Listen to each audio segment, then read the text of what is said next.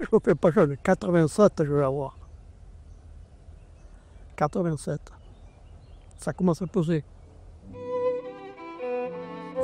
Eh bien, aujourd'hui, il faut absolument que je sois ici, au château, pour faire l'introduction de cette lettre, parce que c'est d'ici que l'on peut voir les 3 endroits où Léon Bert, le doyen du village, a vécu. Léon qui était né là-bas, à la Courcourde, à une douzaine de kilomètres, avant la Première Guerre, avant la centrale, après qui a vécu à 5 kilomètres d'ici, à Port-en-Valdaine, et qui maintenant vit en bas dans la vallée, au Colombier, dans la maison où sa femme était née, et déjà il a vécu là maintenant 52 ans. Eh bien, ce que j'aime beaucoup dans cette histoire de doyen d'âge, c'est d'abord que notre doyen d'âge a toujours vécu ici, donc il fait vraiment partir de la mémoire du lieu. Et puis si je pense au village où vit mon père en Angleterre, il pourrait me dire, mon père, qui est le plus riche et qui est le plus bête, qui a la plus grande voiture, mais les doyens d'âge, il ne saurait pas.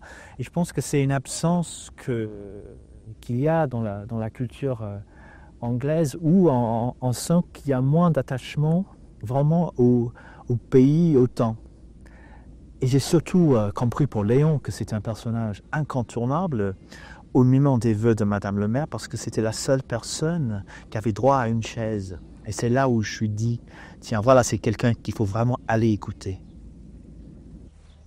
Ça a changé avec les anciens dans le temps. Voilà. Il y avait de l'ambiance avec les vieux. Avant que les anciens, on ne sortait pas tous les dimanches, on faisait la partie de boules. Je me reposais. J'entendais les anciens qui arrivaient, qui mettaient le bouteille de vin dans le bassin, là-bas, à tous les dimanches.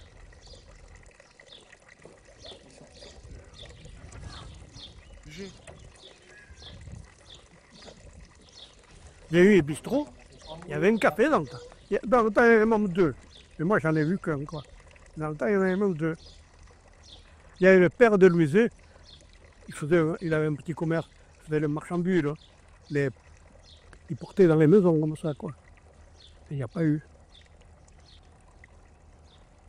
C'est trop petit. Puis, dans le genre, les épiciers d'Espeluche, d'abord c'était les parents à Louis Zola, il passait avec sa voiture, il allait à Rochefort, alors en passant, tout le monde se servait. Avant, vous aviez que le lièvre et la lapin, puis du perdreau, quoi.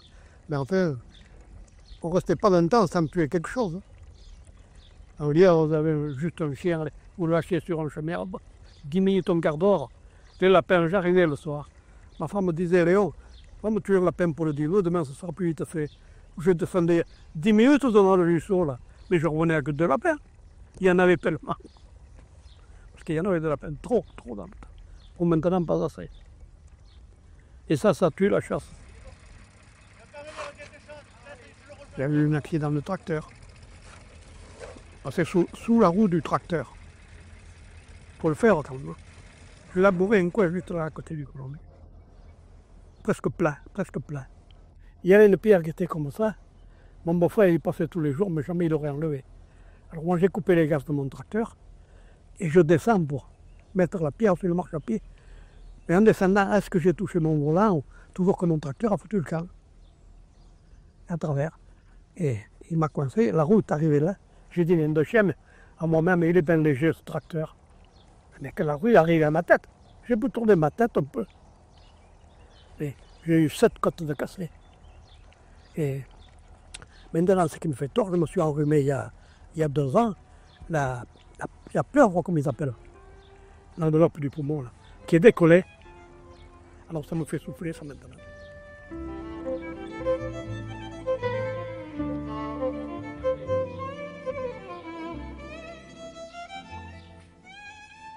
Dans l'Aisne, on a été fait prisonniers.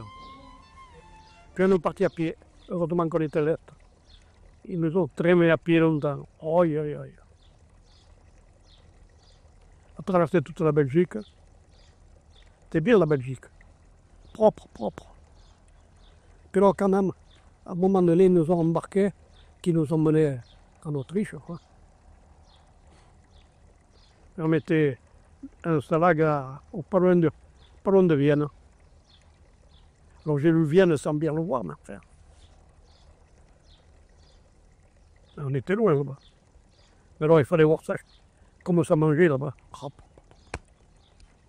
Oh. Ils étaient arriérés, comme on dit. Ils mangeaient, ils faisaient des boulettes de farine, ils trempaient ça dans l'huile, et ils mangeaient ça comme ça, là, avec une goutte de lait. Le lard. Ils nous donnaient des fois un morceau de lard comme ça. Là. Mais alors il y avait ces asticots. Ah mais c'est la nature qui nous disait. Ah pas. Ah, ils mangeaient mal.